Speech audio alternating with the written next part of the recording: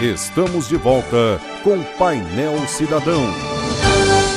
Voltamos com o último bloco do Painel Cidadão e, como dizíamos no encerramento do último bloco, este fato de alguns ministros terem declarado isso, que o que as defesas fizerem lá no plenário não mudarão seus votos, isso já não é uma antecipação de voto? Como é que você vê isso? Até em questão de nulidade, Sandro. Perfeito, eu entendo que o seu raciocínio é perfeito. O juiz não deve antecipar o voto, né? Não pode, não deve. É no mínimo complicado esse tipo de colocação, porque justamente o advogado se dirige à tribuna numa sustentação oral, tentando convencer o julgador, né, a aceitar a sua tese, né, e mesmo que o julgador já esteja lá com a sua convicção formada, a sustentação oral, que é importantíssimo, que é uma prerrogativa do advogado. É um princípio constitucional. É um princípio constitucional. Contraditório e ampla defesa. Isso, e um direito da parte. Quer dizer, isto pode modificar, por que não? Modificar o voto do julgador. Sensibilizá-lo de algo que ele ainda não enxergou, que ele ainda não viu. Me parece um contrassenso antecipar essas características, talvez no sentido até de tolher a sustentação oral, que, como você bem colocou, é um direito constitucional da parte e uma prerrogativa do advogado que deve ser respeitado. E em quantos julgamentos nós já participamos em sustentação oral que conseguimos reverter o voto, né, participando dessa sustentação. A sustentação levou o julgador a tomar uma decisão diferente daquela que anteriormente ele havia pensado. Então, me parece uma falta de técnica, uma precipitação nesse sentido, se realmente se confirmar essas colocações de alguns ministros, né? Em relação aos julgamentos, é um julgamento extenso, né?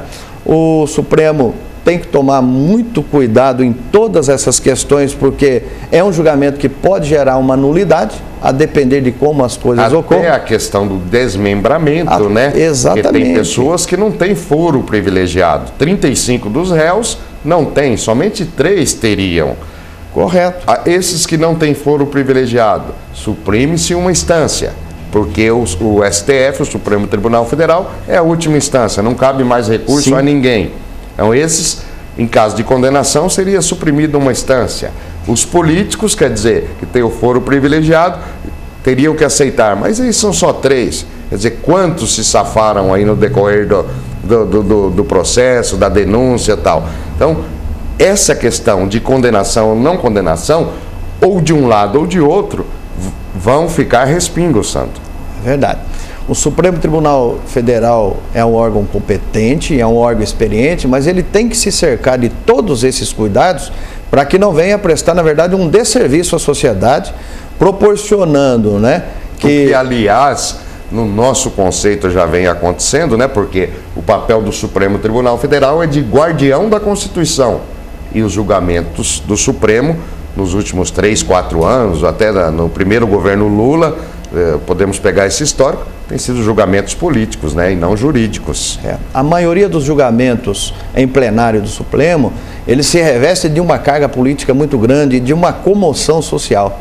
Perfeitamente. Né? Nós já tivemos julgamentos recentes, tempos atrás, mesmo antes do mensalão, que levaram a sociedade a refletir bastante, mas eu acho que o Supremo, aliás, o Poder Judiciário como um todo, ele tem, com todo respeito, que tirar proveito dessa situação, porque o Poder Judiciário passou, de acordo com esses julgamentos polêmicos e políticos, até uma proximidade maior da sociedade. E isso é muito importante para o Poder Judiciário.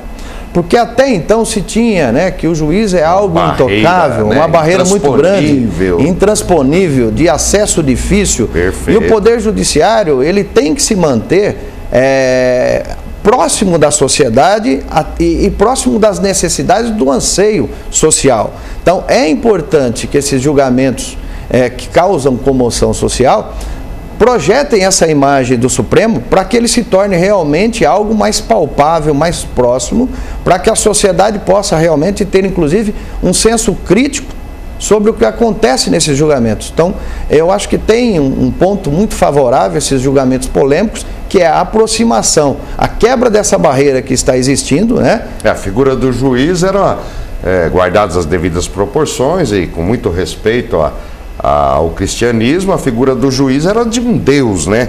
E, né, intocável, não me toque, não me rele, tal.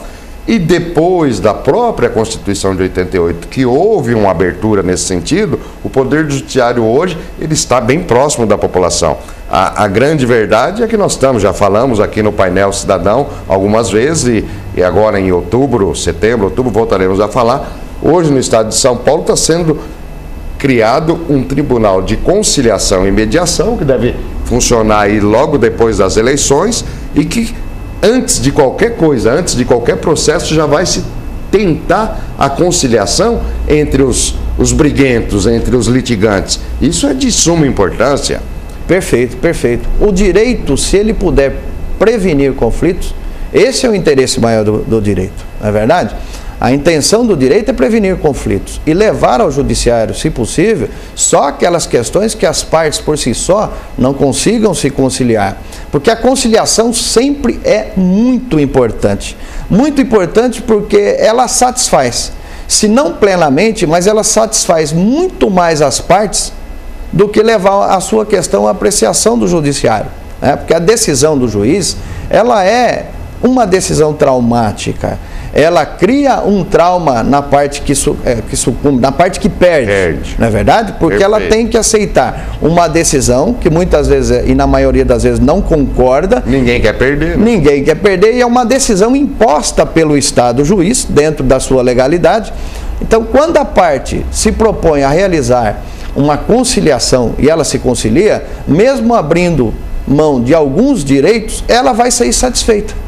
Muito mais satisfeita do que no resultado final de um conflito. Sem dúvida alguma, você tem toda a razão em relação a isso. E eu acho que é por aí, porque à medida que a população se propaga, a possibilidade de conflitos é muito maior. O Poder Judiciário tem que se colocar nesse meio. Hoje, existem aquela parte que tem o conhecimento e aquela parte que não tem. São pessoas mais humildes, que talvez não tiveram acesso à cultura, né? Aquela coisa toda. Então, esse papel conciliador de extrema importância. Nós temos defendido aqui essa questão no estado de São Paulo, desse Tribunal de Mediação e de Conciliação. Já esteve aqui, inclusive, o Dr. Michel Feres falando sobre isso, discorrendo sobre isso, e nós acreditamos que isso pode ser o início de desafogo, né, do judiciário, de uma melhor prestação de serviço e até de uma convivência melhor entre a sociedade. Meu caro Sandro, nosso tempo se esgotou. Eu agradeço muito a sua presença, as suas colocações, sempre com muito conhecimento, e com certeza, numa outra oportunidade, nós estaremos aqui falando novamente sobre essas questões jurídicas e de cidadania. Muito obrigado pela presença. Eu que agradeço, tá, o seu convite, a participação, o dia agradável que aqui estivemos, e quantas vezes for chamado, estarei aqui, se possível, para colaborar com você, com o seu público magnífico. Muito obrigado a todos. Nós é que agradecemos a você que nos assiste, a você que nos dá esse prazer, e renovamos até a semana que vem, se Deus nos permitir.